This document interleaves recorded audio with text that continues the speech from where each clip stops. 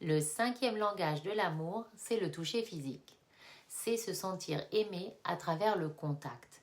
Une main posée, une étreinte, un baiser, une proximité physique. Pour certaines personnes, c'est essentiel.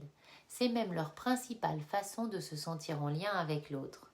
Parce que le corps parle souvent avant les mots. Mais là encore, ce langage peut être très mal compris.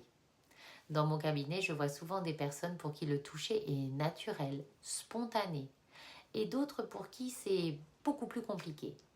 Et ça n'est pas une question d'amour, c'est plutôt une question d'histoire. Parce que le rapport au corps, au contact, à la proximité, il se construit très tôt. Si le toucher a été associé à quelque chose de rassurant, de sécurisant, alors il devient un langage naturel de l'amour. Mais s'il a été absent, maladroit, intrusif, ou même parfois associé à des expériences difficiles, alors le corps peut se fermer, mettre de la distance, créer une protection. Et dans ce cas, recevoir du toucher, même venant de quelqu'un qu'on aime, peut créer du malaise, de la tension, voire du rejet.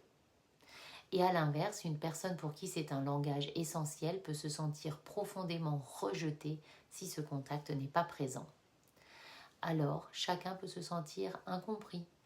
L'un pense « je suis trop, je dérange » et l'autre pense « je ne suis pas aimé ».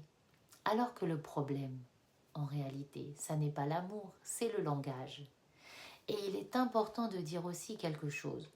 Le toucher inclut la sexualité. C'est une dimension naturelle de l'être humain, un besoin fondamental, et ça ne devrait pas être un tabou. Mais là aussi, il doit y avoir du respect, du consentement et une vraie connexion. Parce que sans ça, le corps ne s'ouvre pas, il se protège. Et quand une personne a vécu des violences physiques ou sexuelles, ce langage peut être profondément impacté. Le corps peut associer le toucher à du danger, à de la peur, à une perte de contrôle. Mais ça n'est pas une fatalité. Il est possible de réapprendre progressivement à se reconnecter à son corps, à retrouver du plaisir et à vivre le toucher de manière apaisée.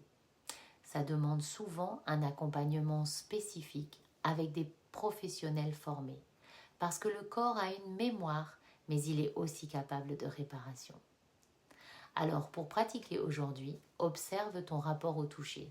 Est-ce que c'est naturel pour toi ou est-ce que ça te met mal à l'aise?